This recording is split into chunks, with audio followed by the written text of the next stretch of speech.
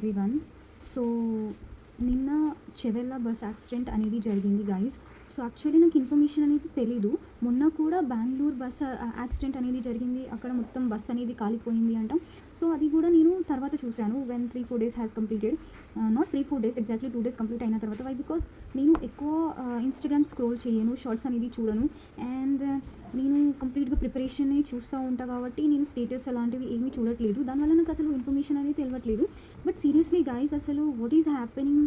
మొన్ననే ఆ బస్సు, బెంగళూరు వెళ్ళే బస్సు మొత్తం కాలిపోయింది, అక్కడ చాలామంది చనిపోయారు. అసలు ఆ సిచ్యువేషన్ నేను ఊహించుకుంటా అంటేనే నాకు ఘోరంగా అనిపించింది. అసలు మళ్ళీ I had seen someone story, మళ్ళీ షార్ట్స్లో ఒక ఫీడ్లో వచ్చినప్పుడు again Chevella bus accident has been occurred అని చూపిస్తుంటే నేను అసలు చూశాను ఏంటిది, ఏం జరిగింది అని. అంటే కంకర మొత్తం బస్ మీద పడి బస్ యాక్సిడెంట్ అనేది జరిగింది, అండ్ ఒకటి ఫ్యామిలీలో 3 daughters అనేది హ్యాస్ బీన్ డైడ్ అని చూశాను. అసలు సీరియస్లీ చెప్తా అంటే లైఫ్ ఈజ్ జస్ట్ అన్ఎక్స్పెక్టెడ్ తెలుసా. అసలు ఏం జరుగుతుంది నాకు భయం అవుతుంది తెలుసా. Why because I travel in bus every day. Why because I stay away from what we say. నాకు కాలేజ్కి చాలా డిస్టెన్స్లో ఉంటుంది. నేను డైలీ బస్ ట్రావెల్ చేస్తాను, డైలీ బస్ ట్రావెల్ చేస్తాను కంపల్సరీ. అసలు నేను ఇక్కడ నుంచి నా కాలేజ్కి వరకు వెళ్ళాలనుకున్నా, ఏదైనా వర్క్కి వెళ్ళాలనుకున్నా బస్లోని ట్రావెల్ చేయాల్సి వస్తుంది. ఇంకా ఫ్రీ బస్ వేయడం వల్ల చాలా అంటే చాలా ఇబ్బందిగా ఉంది. ఎందుకు అంటే చాలా రష్గా ఉంటుంది బస్సెస్లో మొత్తం అసలు. కానీ ప్రతి ఒక్కరూ ఇట్లా సడన్గా ఇన్సిడెంట్, మొన్న ఎయిర్ప్లేన్ క్రాష్ అవన్నీ జరిగింది. అసలు ఈ ఇయర్ మొత్తం ఏం జరుగుతుందో నాకు తెలియట్లేదు. ఎప్పుడు ఏం జరుగుతుందో మనం ఏం చెప్పలేను గైస్. సో మీరైతే జాగ్రత్తగా ఉండండి అందరూ. స్పెషల్లీ ఐమ్ సేయింగ్ స్టూడెంట్స్ అందరూ, ఫ్యామిలీస్ అందరూ, ప్రతి ఒక్కరూ కొంచెం జాగ్రత్తగా ఉండండి. అండ్ ట్రాన్స్పోర్ట్ సిస్టమ్ కూడా మంచిగా లేదు, వాళ్ళు కూడా కొంచెం జాగ్రత్త పడాలి. ఆర్టీసీ బస్సెస్ వాళ్ళు కూడా అసలు నేను బస్ ఎక్కుతా అంటే అందరూ అసలు even though mens are seeing in a different ways. Free bus వచ్చినప్పటి నుంచి అయితే ఉమెన్స్ని చాలా డిఫరెంట్ వేలో చూస్తాను. వీళ్ళకి ఫ్రీ బస్సు దొరికిందని ఎక్కేస్తున్నారు బస్సెస్లోకి, వీళ్ళకి ఏం పని పాట లేదు, ఇక్కడ నుంచి అక్కడికి తిరుగుతూ ఉన్నారు అని చాలామంది మెన్స్ని ఇలా మాట్లాడడం నేను చూశాను కూడా. ప్లస్ ఆ బస్సులో నేను ప్రతిసారి ట్రావెల్ చేస్తూ ఉంటాను కదా, ఎప్పటి నుంచి ఫ్రీ బస్ అయితే స్టార్ట్ అయిందో అప్పటి నుంచి లేదు అందరూ తెలుసా. అసలు ఈ బస్సెస్లో అయితే మొత్తం ఆడవాళ్ళే ఎక్కుతున్నారు, అసలు మగవాళ్ళకి సీట్ లేదు, ఇక మొత్తం ఆడవాళ్ళతోనే నిండిపోతుంది బస్సెస్. ఎందుకు ఫ్రీ బస్ పెట్టారు అని ఒక్కసారి నా ఆలోచించారా? మన బెనిఫిట్ కోసం వాళ్ళు ఫ్రీ బస్సెస్ పెడితే దాంట్లో ఉమెన్స్ ఏం చేస్తారు? వాళ్ళు ఫ్రీ బస్ పెట్టినప్పుడు మేము యూటిలైజ్ చేసుకుంటున్నాం కదా. మీకు కూడా ఏదైనా ఫ్రీ సర్వీస్ ఇస్తే మీరు కూడా యూటిలైజ్ చేసుకుంటారు. మీ ఫ్యామిలీలో ఎవరు ఆడవాళ్ళు ఉంటారు కదా, వాళ్ళు కూడా ఫ్రీ సర్వీస్ యూటిలైజ్ చేసుకుంటారు. మీ దాంట్లో మీ ఉమెన్స్, మీ వైఫ్ అయినా, మీ మదర్ అయినా, మీ డాటర్ అయినా, మీ సిస్టర్ అయినా, ఎవరైనా సరే వాళ్ళు కూడా వెళ్తున్నారు కదా, వెళ్ళకుండా అయితే ఉండట్లేదు కదా. మరి మీరు ఇట్లా మాట్లాడడం కరెక్టేనా? అండ్ ప్లస్ మన రోడ్ సిస్టమ్స్ కూడా బాగా లేవు. అసలు ఇవన్నిటి మీద ఫోకస్ చేయకుండా లేనిపోని వాటి మీద ఫోకస్ చేస్తుంది అసలు గవర్నమెంట్. ఎందుకు నాకు అర్థం కావట్లేదు.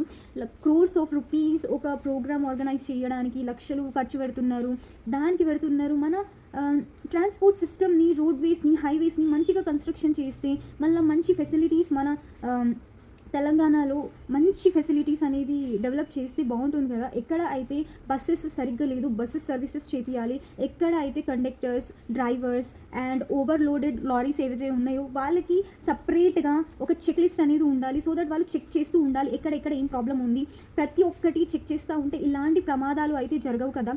సో ఇలాంటి మీద ఎవరు ఫోకస్ చెయ్యట్లేదు. అందరికీ లేనిపోని వాటి మీద ఇన్వెస్ట్ చేయడం అంటే ఇష్టం. అసలు పీపుల్ గురించి ఎవరు ఆలోచించట్లేదు. మన ఇన్ఫ్రాస్ట్రక్చర్ బాగాలేదు, రోడ్ మ్యాప్స్ బాగాలేదు, ట్రాన్స్పోర్ట్ సిస్టమ్ బాగాలేదు, వాట్ వీ కాల్ ఇంకా చాలా చాలా డిఫరెంట్ టైప్స్ ఆఫ్ ఎడ్యుకేషన్ మీద ఫోకస్ చేయకుండా లేని వాటి గురించి ఫోకస్ పెడతా ఉంటే ఎక్కడ డెవలప్మెంట్ అవుతుంది? మన జనాలు కూడా ఎంత చెత్త మొఖాలు అంటే నిజం చెప్తానా, లేనిపోని వాటికి మీద అయితే ఎగబడతా ఉంటారు. So what we say for example caste system అనుకో, క్యాస్ట్ మీద పడి సస్తారు అందరూ. అరే మనం అందరం ఒకటి కలిసిగా వర్క్ చేస్తే, యూనిటీగా ఉంటే డెవలప్ చేసుకోవాలి ప్రతి ఒక్కటి దాని మీద. ఇలాంటి వాటి మీద ఎవరు ఫోకస్ చెయ్యరు. ఎడ్యుకేషన్ మీద, హెల్త్ మీద, ఇన్ఫ్రాస్ట్రక్చర్ మీద ఎవరు కూడా ఫోకస్ చెయ్యరు. లేనిపోని వాటి గురించి ఫోకస్ చేస్తూ ఉంటే మనకి ఏమొస్తుంది? ఈ రోజు రేపు మనం ఉంటామా లేదా తెలీదు. అట్లీస్ట్ మన ఫ్యూచర్ జనరేషన్ వచ్చే వాళ్ళ కోసమైనా, వాళ్ళ బాగోగుల కోసమైనా మనం మంచిగా వర్క్ చేస్తే బాగుంటుంది కదా. ఈరోజు అసలు లైఫ్ అనేది ఎప్పుడు ఎవరికి ఏ సిచ్యువేషన్ వస్తుందో మనం చెప్పలేము. అసలు ఆ బస్ యాక్సిడెంట్స్, మొన్న ఆ బస్ యాక్సిడెంట్, ప్లేన్ క్రాష్ అవన్నీ చూస్తూ ఉంటే సీరియస్గా చెప్తున్నా అసలు life is just unexpected things guys, just unexpected things.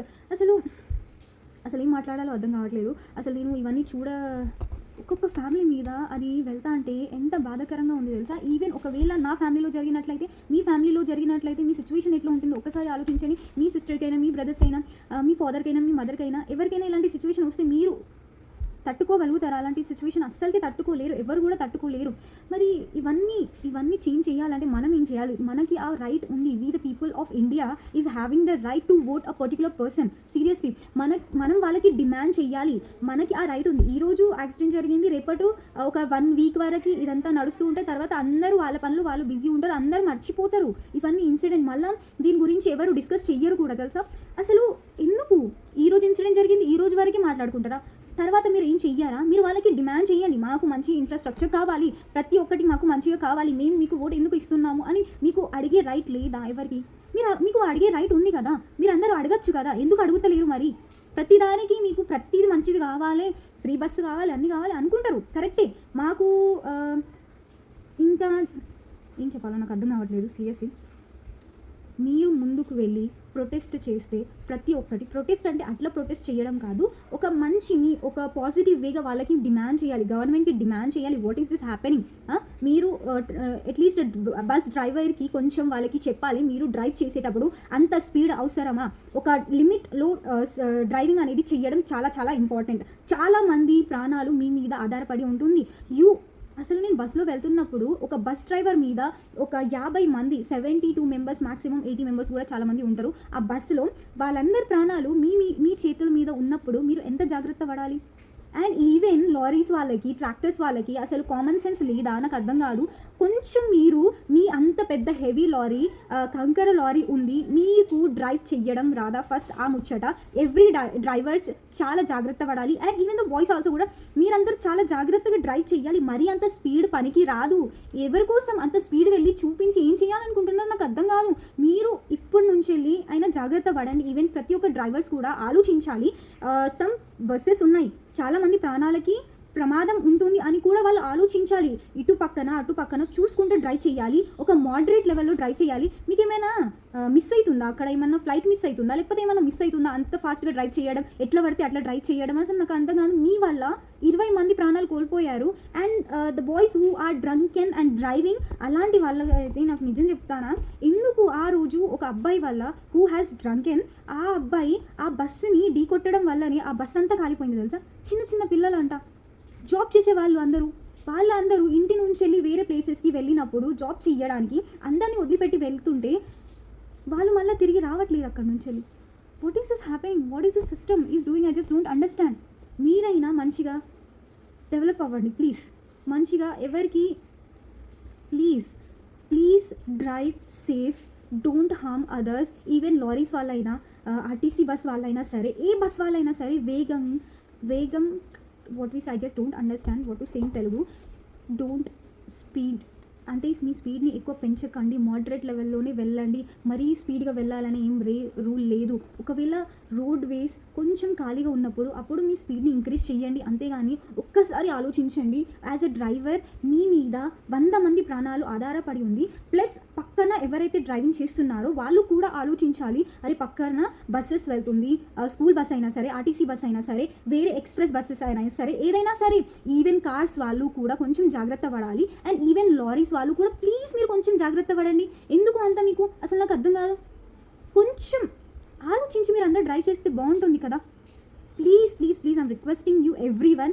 మీకు ఎవరైనా తెలిసిన వాళ్ళు ఇలాంటి డ్రైవర్స్ ఉంటే వాళ్ళకి చెప్పండి, మీరు కూడా ఇలాంటివి ఫాలో అవ్వండి. మీరు వేగంగా అస్సలకే బండి నడపకండి ప్లీజ్ ఐమ్ రిక్వెస్టింగ్. మీ వల్ల 10 మంది ప్రాణాలు కోల్పోతున్నారు. వాళ్ళకి రెస్పాన్సిబిలిటీ ఎవరు? వాళ్ళు తిరిగి రారు. వాళ్ళ ఫ్యామిలీకి మీరు అందరూ అన్యాయం చేసినట్టే కదా కంప్లీట్గా. What's going on?